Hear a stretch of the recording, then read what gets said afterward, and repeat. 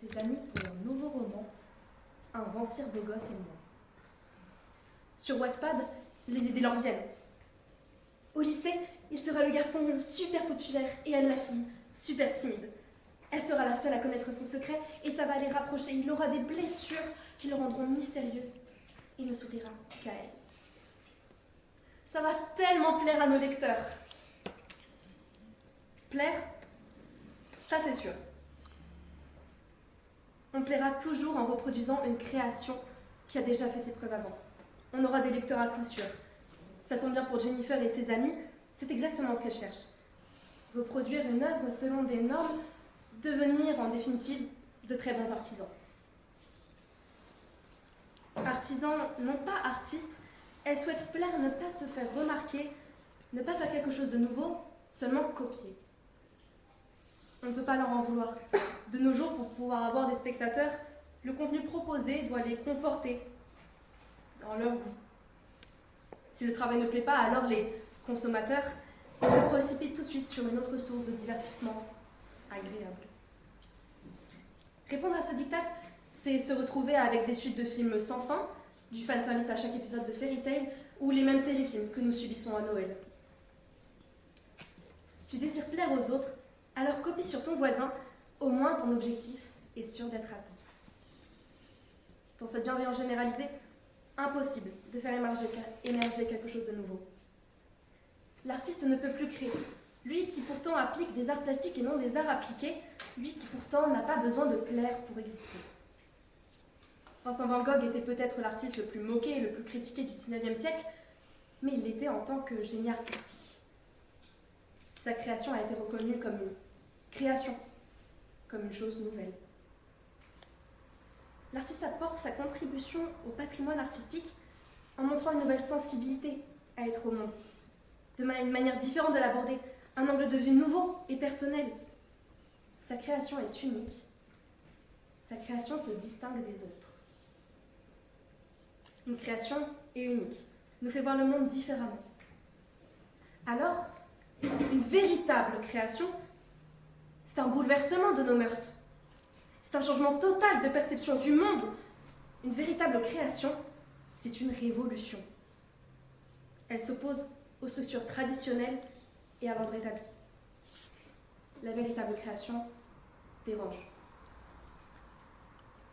Alors l'artiste, lui, désire s'opposer, désire déplaire, puisque c'est sa garantie d'exister en tant que créateur.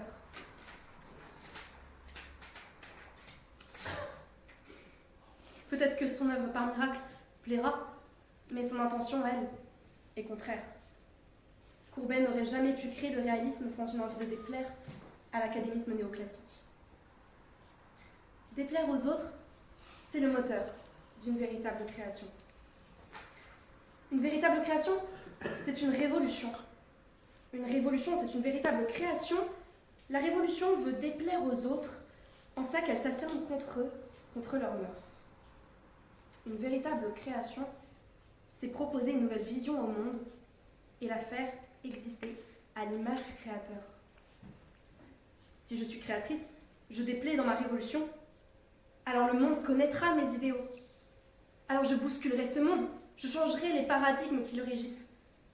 Je crée pour faire vaincre mes idéaux. Je veux déplaire au monde en m'affirmant dans ma singularité.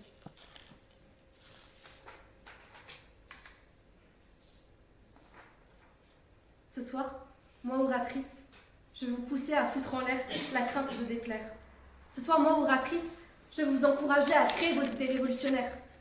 Ce soir, moi oratrice, je ne prétends pas créer, car je n'aspire qu'à vous plaire.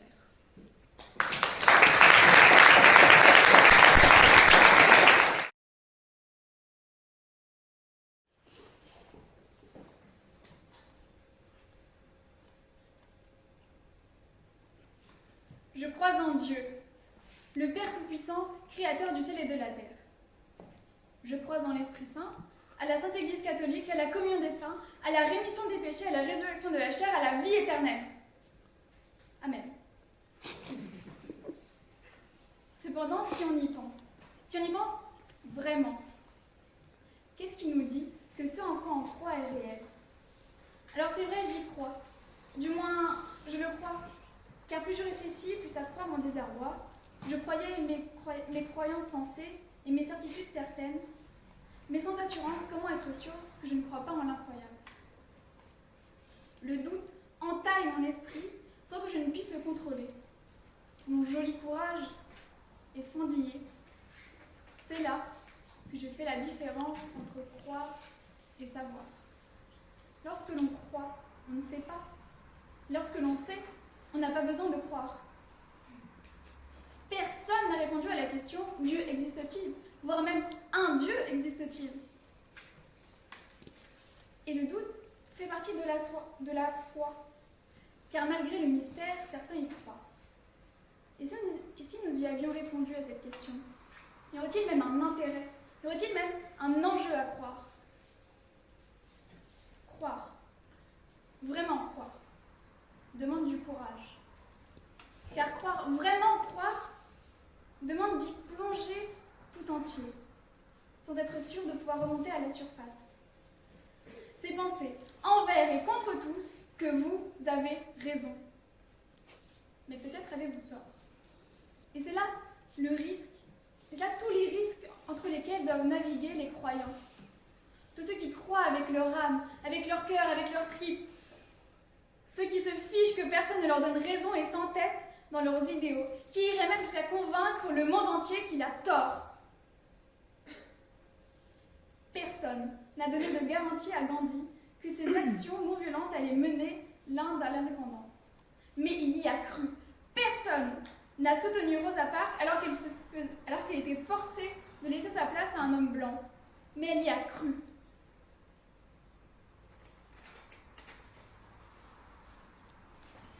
Et il faut du courage pour croire. Car une fois convaincu, vous ne pouvez pas rester passif. Lorsque l'on contrevient à ce en quoi vous croyez, ce qui vous constitue, vous, vos valeurs, votre essence même, comme un réflexe de votre corps sans même y penser, vous êtes déjà debout. Si croire ne sera jamais savoir, ce n'est pas non plus ignorer, car on se base sur nos intuitions, sur les données que nous possédons. En cela, on n'est pas téméraire lorsque l'on croit. On est assez conscient pour évaluer les risques et assez inconscient pour les dépasser. On est courageux. Je pense qu'au-delà d'avoir besoin de courage pour croire, c'est la plus grande preuve de courage. Il s'agit de trouver la force de tout risquer pour une idée. Thanos a dû affronter l'univers et réaliser l'impossible parce qu'il croyait au plus profond de lui-même qu'il allait le sauver. Et le plus dur quand on croit, c'est qu'on peut avoir tort. On peut se tromper sur toute la ligne. Et c'est se mettre dans la position instable de celui qui peut être déçu. En donnant sa confiance, en croyant en quelqu'un, on peut prendre le risque d'être trompé, d'être trahi. Et lorsque c'est le cas, il est encore plus dur de faire confiance. Le risque devient réel. Ce qu'il faut dépasser n'est plus un simple doute, c'est une crainte d'être blessé. Cela demande une force supplémentaire car tu t'es fait avoir comme une bonne poire. Ça ne sert à rien de broyer du noir, car même si le chemin ressemble à un purgatoire, même s'il est impossible pour toi de le voir, à la fin, il te restera toujours de l'espoir. Même quand la source de tes déboires n'est autre que toi, que tes rêves te semblent illusoires, rappelle-toi que tu as le droit de choix. Ce qu'on gardera en mémoire sera chaque fois où tu auras trouvé le courage de croire.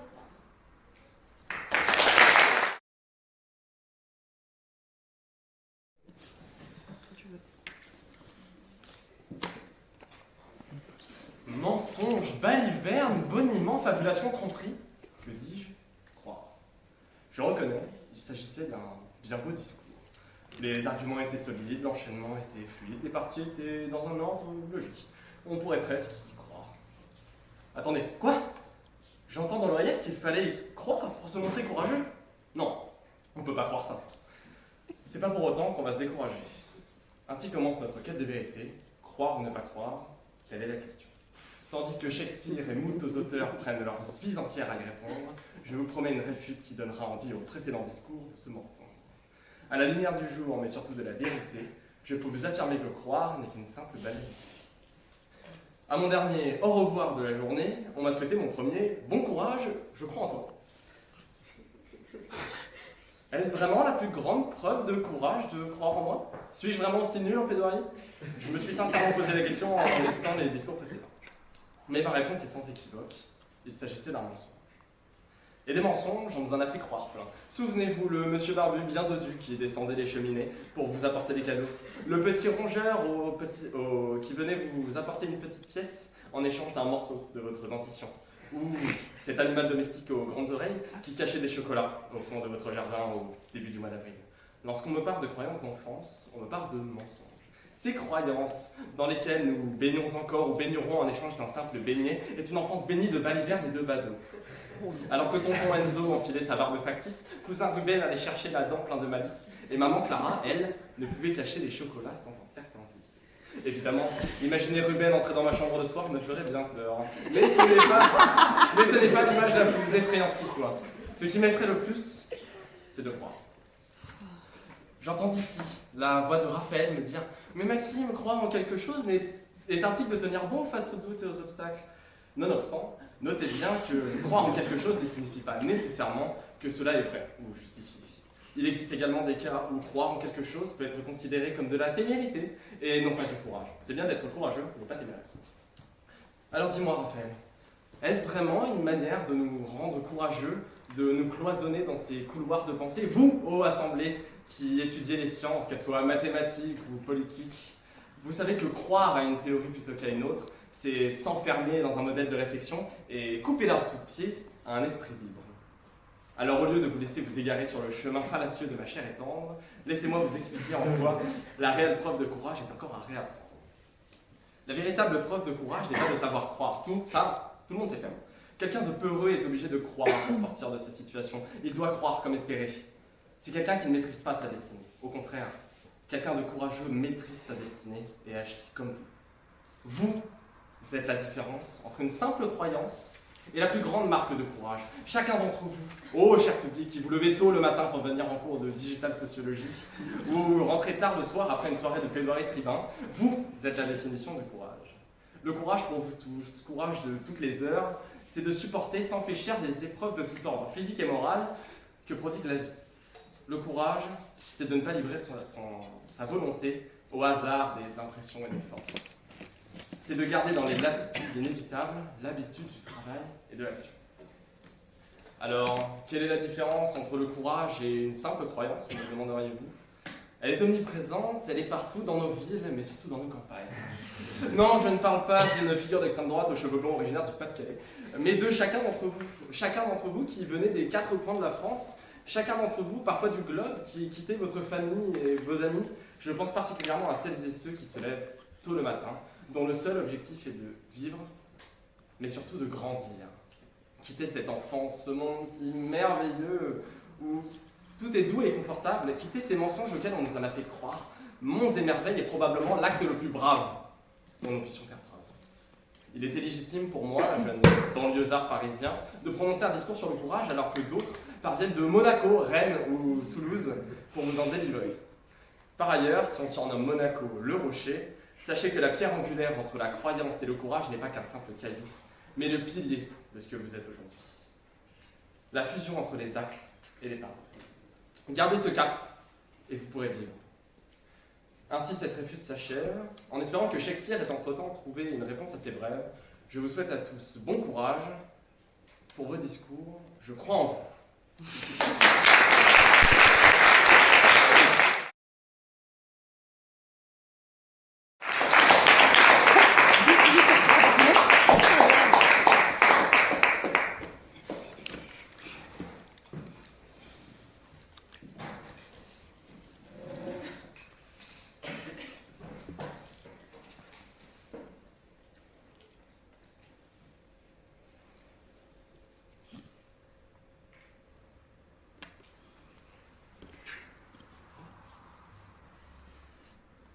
J'y crois. J'y crois et j'ai envie d'y croire. J'y crois et je cours, je m'élance, je me précipite dans ce que je pense être la plus grande réalisation de ma vie. Je veux que ça réussisse. Je veux que ça réussisse. Je veux que ça réussisse. Je veux que ça réussisse et pour ce faire, je vais tout donner. Je me consacrerai désormais, jour et nuit et jour, ce sera ma seule préoccupation. Je n'aurai d'énergie et d'envie que pour ça. Je ne m'appliquerai qu'à réaliser la destinée que je veux me créer. Je m'abandonnerai éperdument à l'idée à laquelle je veux m'accrocher. Et si ça ne réussit pas? Si je rate? Comment je fais si je n'y arrive pas? Je devrais avoir un plan B? Quoi qu'il en soit, je n'ai pas le temps à y accorder. Car oui, quand on croit en quelque chose, on se précipite, on se jette corps et âme à la poursuite de cet unique objectif. Quand on y croit, on se lance, sans même s'imaginer les risques ou la chute que l'on pourrait engendrer. On ne cherche pas à faire quoi que ce soit d'autre. On ne perd pas de son énergie à flirter avec d'autres projets quand un déjà nous absorbe. Le plan B. Personne ne perd son temps à s'en incommoder s'il croit à son idée. Car on sait bien, qui trop embrasse mal étreint. J'y crois. J'y crois et j'ai envie d'y croire. Je me sens nulle. Je n'ai rien prévu si ça ne se passe pas comme convenu. Je me suis lancée, tête baissée dans cette danse immodérée qui tourne et qui vacille. Cette danse folle où plus rien n'a de sens autre qu'un abandon total. Mais attention, n'oubliez pas le maître mot, y croire. J'y crois et j'ai envie d'y croire. C'est ce refrain que scande l'amoureux qui, sans s'enlacer, se prélasse dans sa joie. Mais il arrive un jour où l'on commence à prévoir, et c'est alors le début de la fin. La descente vers le doute, vers l'angoisse, vers la peur. Croire. Croire en quelqu'un. Croire en quelque chose. Il est bon de croire. Il est peut-être la seule chose à laquelle on s'abandonne sans se réprimander que cela serait trop infantile, naïf, candide, simple ou encore stupide. Croire est peut-être la seule conviction ingénue que nous nous accordons en tant qu'adultes. Croire, c'est se laisser guider, se laisser porter, se confronter à un échec potentiel sans pour un temps en avoir si peur que l'on se prépare dans la moindre mesure à sa chute. On aime être sûr. C'est normal, rationnel, raisonnable, sensé ou encore sécurisant. Parce que oui, un plan B, c'est une alternative. C'est un filet de sécurité quand tout a échoué. En tant qu'adultes, nous avons toujours un plan B. Pour tout, tout le temps, tout le monde. Il en va de notre bon sens, de notre raison. Mais ça n'a pas de sens! Avoir un plan B, c'est accepter que son plan A échoue. Un plan B, c'est s'avouer vaincu sans même avoir combattu. C'est la preuve suffisante que l'on ne croit pas en soi, que l'on n'espère même pas y croire. Un plan B, c'est un moyen de se convaincre que ça ne fonctionnera pas, que ça n'ira nulle part. C'est une excuse pour ne pas s'investir, pour ne pas se donner les moyens de réussir. Alors oui, c'est sûr, avec une sécurité, la chute ne fait plus si peur. Et là s'évapore tout son intérêt. À force de vouloir prévoir, savoir, prédire, on s'y perd. À force de vouloir prévoir, nous finirons tous par arrêter d'y croire. Tout comme un saut à l'élastique qu'on ferait sur un trampoline géant, l'adrénaline s'envole, l'excitation quitte notre corps. Où trouve-t-on le sens même de ce que l'on s'apprêtait à faire? Notre saut dans le vide ne fait plus de sens, plus de chute d'adrénaline. Tout devient fade, sans sens, sans risque. Y croire sans prévoir l'écroulement probable, voire inéluctable de notre plan n'est en rien folie. C'est s'engager dans une danse effrénée avec la vie, sans jamais connaître le pas suivant. Se laissant guider par son cavalier fou, l'adrénaline, l'angoisse, les frissons, et se rendre compte que l'on peut encore danser longtemps sans s'en lasser si l'on ne sait quand viendra la fin.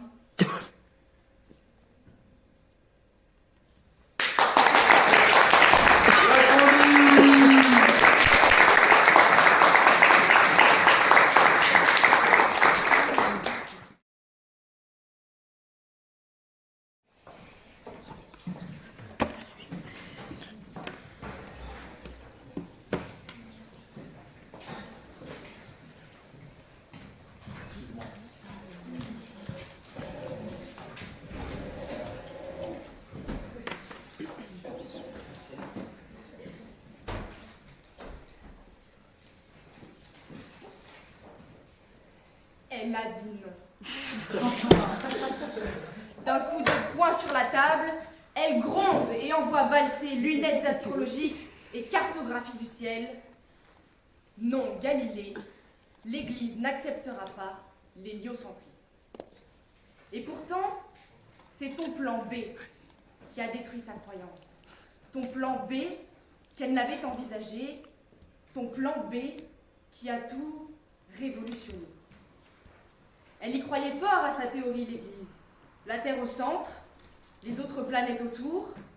Elle y croyait tellement qu'elle n'avait pas même envisagé la possibilité que rien ne soit vrai.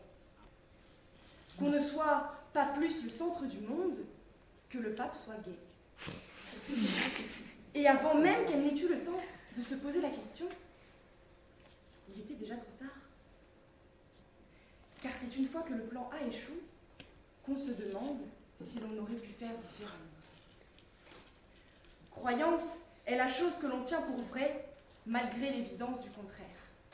Ni réelle, ni palpable, ni matérielle, elle n'a rien de rationnel. Si Wendy veut croire aux fées, lui direz-vous qu'elles finiront par les rencontrer? Et quand Tiana croit qu'embrasser un crapaud, ça le rendra plus beau, lui direz-vous, eh bien, si c'est consenti. Quand le vieux Walt avance que si on peut rêver, on peut faire, et ben le pauvre mec dans Intouchable, il peut rêver longtemps encore. Démonstration. Affirmer que la croyance peut tout réaliser, égale affirmer que tout est possible. Or, vous ne verrez jamais Hollande parler anglais, ni Pécresse enflammer les foules d'un zénith, Hopper et Dave Desai, tout n'est pas possible.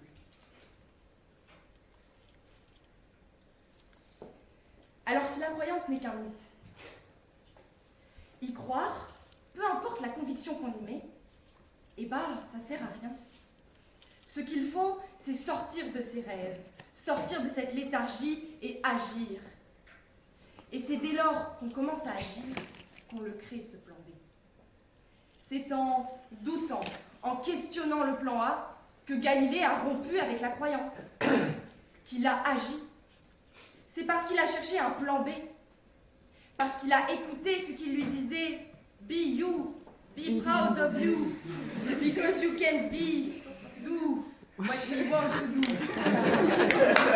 C'est parce qu'il a fait plus qu'observer le ciel qu'il est sorti des sentiers battus, qu'il a eu un plan encore plus fou que celui de départ. Car il est facile d'être courageux avec une distance de sécurité. Il est facile d'être courageux avec un plan B. Certains diront que le vrai courageux, c'est celui qui ose le risque. Il brave la facilité du plan B et il y croit. Crois-y fort, le plan A te suffira.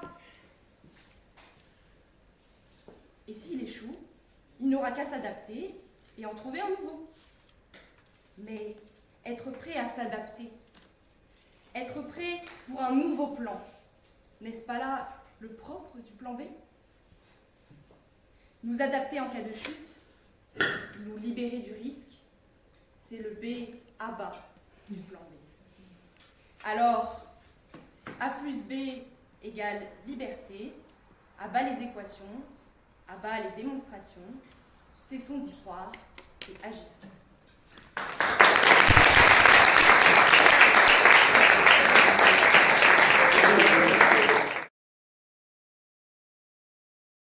Et si ce n'est vous, ce seront vos enfants ou les leurs, jusqu'à ce qu'un jour, mon nom n'existe plus que sur la froide et impersonnelle épitaphe de ma pierre tombale. Et alors, qui me rappellera au monde? Au crépuscule de ma vie, qu'ai-je créé d'éternel? D'éternel, d'indélébile, d'ineffaçable même, car à quoi d'autre pourrais-je prétendre? Quel homme ne souhaite pas produire quelque chose qui le dépasse dans la mort, quelque chose qui survive au temps qui passe et qui rase tout? Cette quête de la pérennité, c'est la raison d'être de l'artiste. C'est cette chose qu'on murmure et qu'on chuchote au creux de la nuit, le souffle court et les yeux rougis par la lueur d'une bougie. L'immortalité. La création nous assure couronnes au paradis et lauriers sur terre. Mais avant ça, elle nous arrache le cœur et fait de nous des exilés. La création n'est pas un jeu. Créer est aussi dangereux que regarder l'intérieur de la gueule d'un lion. Chaque seconde, la menace pèse de plus en plus lourd et la mâchoire se referme autour de notre cou. Pourtant, on s'acharne et on continue de créer jusqu'à en mourir, parce que la perspective de poser son empreinte immuable sur le monde vaut toutes les douleurs. On crée parce qu'on ne sait faire que ça, parce qu'on en a besoin pour vivre, et parce qu'on ne veut pas se dissiper dans l'anonymat. Mais le temps rend éphémères les plus belles créations humaines. Son cruel déroulement les destine à disparaître. Ses aiguilles implacables refusent de s'arrêter et en un instant emportent avec elles tout le génie du genre humain. Tic, tac. Ce discours que j'ai créé, vous l'oublierez, et moi aussi. Oui, un jour, même ces figures solennelles admirées avec révérence dans les galeries d'art, véritables lieux de culte à la création, même ces témoignages de l'ingéniosité humaine inscrits parmi les plus grandes merveilles du monde, tout cela sera rasé par le temps. Et combien d'entre nous atteindront ce statut quasi divin, cette transcendance de la condition de l'homme, ce privilège réservé aux meilleurs? Pour nous, le commun des mortels, le temps sera d'autant plus cruel. Le temps est l'ennemi de la création. L'histoire ne retiendra pas nos noms. Les innovateurs du quotidien, les fous incompris et artistes de gare, ceux-là tomberont dans l'oubli, leur création avec. Léonard de Vinci, Victor Hugo, bientôt ces patronymes ne signifieront plus rien pour nous. Un jour, les pyramides et cathédrales s'effondreront, les statues s'effriteront, les tableaux se fissureront et la terre continuera de tourner. Tic, tac. La création, malgré tous nos efforts, ne peut survivre au passage du temps. Mais au-delà d'une destruction physique, le temps, titan métaphysique acharné, est aussi l'ennemi de la mémoire. Comme on ne survit jamais que dans l'esprit des gens, chaque souvenir est un acte de création, de recréation, puisqu'on fait émerger de la poussière quelque chose qu'on pourrait détruire à jamais. Ainsi, quand la mémoire faillit, c'est la création tout entière qu'on annihile. Car si toute création est vouée à se désintégrer, puis à disparaître dans les limbes de l'oubli, si toute création appelle un acte de destruction, alors la création est futile. Toute cette peine, pour rien. Voilà la création sur son lit de mort, nos visages mornes penchés au-dessus d'elle. Nos mains s'agrippent, mais elles nous filent entre les doigts. Tic, tac. Il ne lui reste plus beaucoup de temps, elle est vaincue. Le temps est un ennemi de taille, je vous enjoins à ne pas vous frotter à lui. La création mène un fier combat, elle n'est pas du genre à se laisser abattre. Mais lui est un dieu trop cruel. Il est plus rapide, plus solide, plus implacable, et sa victoire à elle repose sur nous. Or, l'humanité est complaisante et inconstante, et son destin est scellé. Oui, le temps viendra à bout de la création, mais c'est notre faiblesse qui en sera la cause.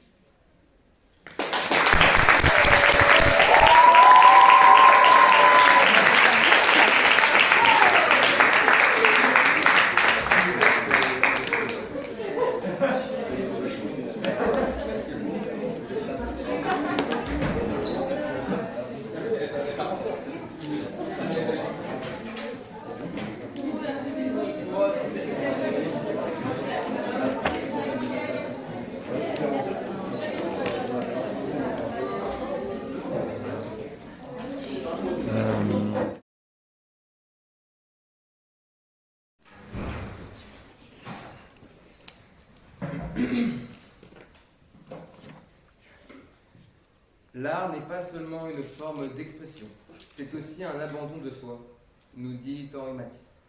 S'abandonner et se livrer à l'art, car quoi de plus beau, quoi de plus précieux que le temps? L'art est la plus belle preuve de la création de l'homme, selon Paul Cézanne.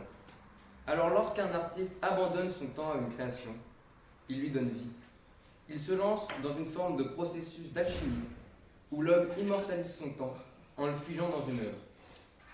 Pourquoi la symbolique du temps passé est-elle si primordiale à la création d'une œuvre intemporelle?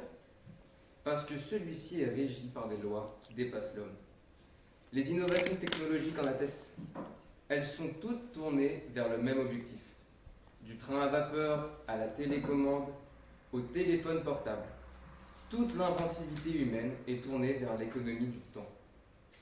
Il suffit de voir ce qu'il se passe quand notre cher gouvernement tente de nous prendre 2 ans. Quel plus grand sacrifice donc pour un artiste que de donner de son temps si précieux? les plus grands chefs-d'œuvre humains sont le fruit d'un processus de création artistique extrêmement long. 1 an et demi pour le radeau de la Méduse, 1 année pour la liberté guidant le peuple, encore 1 année pour les 4 saisons de Vivaldi, environ 3 ans pour Astérix et Obélix, l'Empire du Milieu. Quoique, je suis pas sûr de cet exemple-là. Le fait est que le temps, c'est important. J'ai écrit cette blague en 1 minute. Vous comprenez pourquoi j'insiste sur le caractère fondamental du temps. Plus sérieusement, l'importance du temps est démontrée par un travail artistique. J'en appelle au plagiat. Et oui, puisque le temps est si important, pourquoi ne pas se servir de celui des autres? Exemple, on va jouer à un petit jeu. Je sais, c'est un procédé assez bas de plafond pour garder l'attention de mon public. Mais j'ai pas fait assez de blagues, donc j'ai pas le choix. Alors, je vais vous résumer une œuvre littéraire sans vous donner les noms des protagonistes. Et vous allez deviner de quel livre il s'agit. Top. L'histoire suit un jeune garçon de 13 ans, maltraité par une famille qui le marginalise. Un beau jour, il reçoit une lettre en provenance d'une mystérieuse école qui lui propose une scolarité en son sein. Le jeune garçon prend alors en train un conduit dans lequel il fait la rencontre de 2 camarades de classe qui deviendront ses comparses au long de l'aventure. Une fois sur place, il se rend compte que cette école n'enseigne pas le programme traditionnel. Pas d'heure de soutien en maths pour les 6e, n'en déplaise à Papendiaï. Mais des cours de magie et autres bizarreries. Il fera la rencontre de loups-garous, de fantômes et toutes sortes de monstres. Pas d'idée? Il s'agit là bien entendu de L'île du crâne d'Anthony Horowitz. Paru en 1991, soit 6 ans avant le premier volume de la saga Harry Potter. J.K. Rowling a dû économiser beaucoup de temps sur ce coup-là. Bien. Harry Potter passe à la postérité, tandis que le livre d'Horowitz, malgré son succès, sombre doucement dans l'oubli. Le fait est que de ce pillage intellectuel débouche un monument de la littérature jeunesse.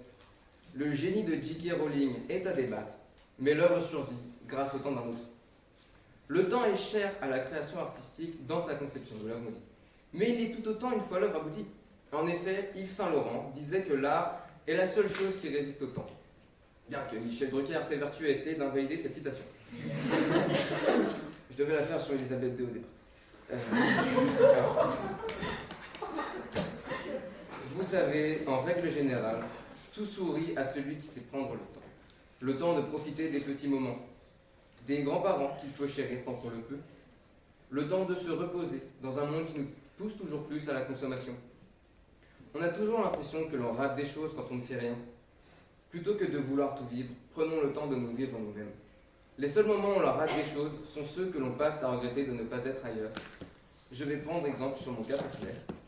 J'ai fait le choix de transformer ma semaine de révision en semaine de vacances. J'ai laissé l'instinct guider ma plume lors des partiels, j'ai tremblé lors de la réception du compte-rendu des notes, et j'ai eu 19,5 en droit constitutionnel. C'est vrai. Est-ce que je viens de faire une longue tirade dans le seul but de dire à voix haute devant une assemblée ma meilleure note de l'année? Les conversions derrière cette tirade étaient certes honnêtes, mais je pourrais au moins me contenter de m'être vanté en cas de défaite.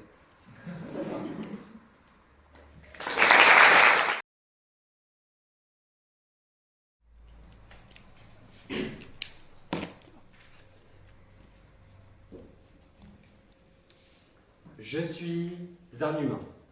J'ai 10 doigts, 2 jambes, 2 pieds et 2 mains. Imbécile, égoïste et lâche, je ne fais que meugler comme une vache. Orgueilleux, envieux et paresseux, je ne fais que meugler comme un bœuf. Jouez donc au bois et raisonnez musette, vous me devez les guerres, le beurre salé et les baïonnettes. Mais quelle saleté que cet être humain! Ignorant, il tue ses semblables. Cupide, il détruit tout dans sa bohème. Malfaisant, il vote au premier tour LREM. Mais faisons preuve d'un peu de probité. L'humain n'est pas un cas si désespéré. Après tout, il est aussi capable de composer une symphonie, de cuisiner une pâtisserie, d'écrire une poésie. De la tour de Babel à la tour Eiffel, l'homme n'a cessé de créer en ribambelle. Car si je suis un homme né pour mourir, je suis surtout un homme né pour construire. Mais alors, pourquoi créons-nous? Et surtout, d'où vient-elle cette création? Contrainte ou liberté? Mais qui est donc la maman de ce petit bébé? Si l'on parle de création non humaine, quoi qu'en disent les sceptiques, c'est grâce à la contrainte que celle-ci a vu le jour.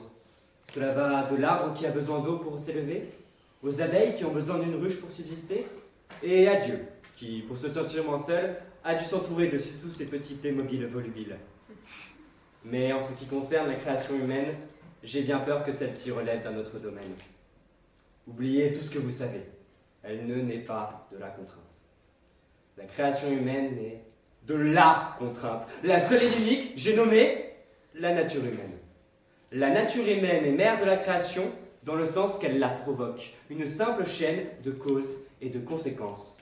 La création est la conséquence de notre seule contrainte, la nature humaine.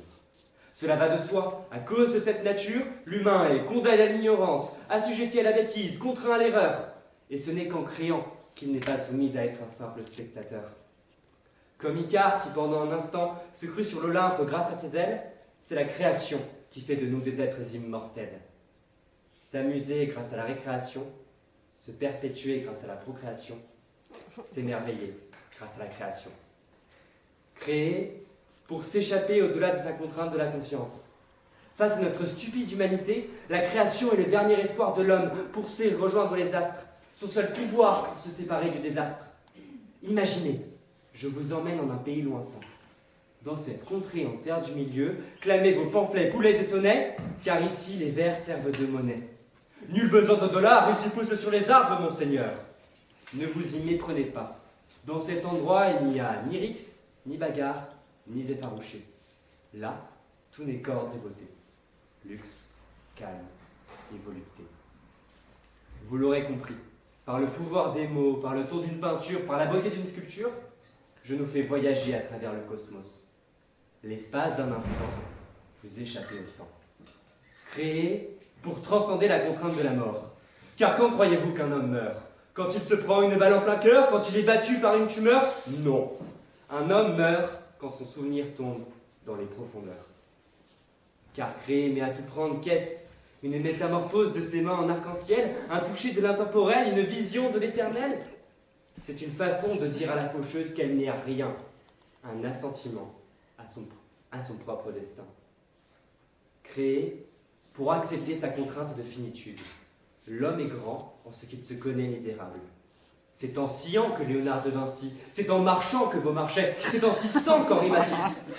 C'est en créant que l'on comprend qui l'on est vraiment. Face à la contrainte, il nous faut créer. Et pourquoi pas, c'est décidé, je me lance. Face à l'Académie française qui choisit tyranniquement les mots du dico, je m'en vais en créer de nouveaux. Tous ceux qui me viendront, je vais vous les jeter en touffe, sans les mettre en bouquet. Miskin, Rapta, Brismich, Nirabossem, Grandiosé. Alors, tu sais, imaginer, inventer et transmettre. Rêver, mais sans jamais laisser ton rêve devenir ton maître. Ta peur de finitude prendra fin. Et ce qui vaut mieux que la gloire et le jasmin, tu sauras finalement qui tu es. Un humain.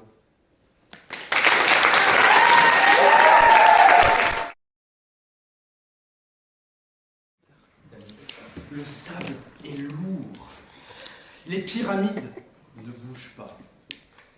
Le Nil, lui, est un peu trop plus ou moins calme. Au milieu de cette sieste paisible de la nature, un crocodile recrache les amulettes de Numérobis qui est en train de fermenter dans ses entrailles. Le grand architecte de Cléopâtre, chargé de construire pour César au milieu du désert le plus grand palais de tous les temps, vient d'être dévoré tout cru par Odile le crocodile. Aucun numéro vert ne sauvera Numérobis de ce trépas. Il a échoué à construire le palais dans la contrainte de 3 mois et comme promis, la reine l'a jeté au crocodile. Dans cette dystopie d'Astérix et Obélix, dans le multivers de l'Empire romain où Numérobis n'aurait pas pu profiter de la potion magique pour construire, la contrainte des uns a empêché la création des autres. On vous a fait croire, bien habilement, je le reconnais, que la création naîtrait de la contrainte. Alors que la contrainte est cette force restrictive, destructrice, qui confine le créateur dans un espace réduit d'expression. La contrainte est contre-intuitive, contraire à la beauté de la création libre et spontanée. Dans l'exemple hautement scientifique de Numérobis, qu'est-ce qui permet la construction de sa création? Est-ce que c'est la contrainte de 3 mois posée par la reine? Ou est-ce que c'est la potion magique de nos zadistes préférés, assortie des immenses carrières de pierre. Au fond, vous le savez déjà, parce qu'on ne dit pas de contrainte, pas de construction. On dit pas de pierre, pas de construction, pas de construction, pas de palais, pas de création. Parce qu'à l'origine, il y a cette petite pierre, cette goutte de potion, et plus généralement, cette opportunité, que dis-je en un mot, cette possibilité, permise par les hommes, par le milieu, par la nature, qui rend faisable la création. La création n'est donc pas contrainte, elle naît de la possibilité. Comprendre cela, c'est la seule manière d'aborder en sage la question primaire qui occupe aujourd'hui la religion comme la science. Quelle est l'origine de la création de tout ce qui nous entoure? Si les uns essaient de comprendre les desseins d'un être supérieur, et les autres comment serait né dans le néant le premier électron, le constat est le même. La création de tout ce qui nous entoure ne peut pas résulter de la contrainte posée par qui que ce soit ou quoi que ce soit. Non. La création, désastre jusqu'à notre propre corps, résulte de cet effet papillon des éléments. Elle résulte de ce passage du néant à Néandertal jusqu'à l'Homo sapiens. Oui, la contrainte, c'est ce « E » manquant à Georges Perec dans son livre « La disparition ». Mais sans l'imagination de ce bon vieux Georges, la seule chose disparue serait son inspiration. De même, vous considérerez peut-être que la création de ce discours résulte de la contrainte de ce sujet qui me cantonne à une position. Mais moi, je peux vous assurer que sans la possibilité offerte par mes idées, le café de la matinée et un peu de papier, la création serait mort-née. Mais même, au final, si la création ne naît pas de la contrainte mais de la possibilité, un point n'a pas encore été évoqué. Est-ce que, comme le Créateur, la création naît? Parce que tout ce qui naît est appelé à mourir. Si ma création n'est définitivement pas née de la contrainte, est-ce qu'elle mourra de la contrainte du temps de ce discours? Non. La création est plus noble que le Créateur. Car si les sons fanent instantanément, les idées, elles, commencent peu à peu à migrer. Les créations transcendent l'existence. Elles ne sont pas contraintes, elles sont permises. Elles ne naissent pas, elles sont.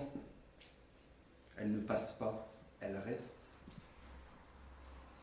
Puisque ma création est née de mes tripes, qu'elle a vécu de ma voix, alors je caresse l'espoir qu'elle ne mourra pas, tant que, dans quelques-unes de vos mémoires, elle survivra.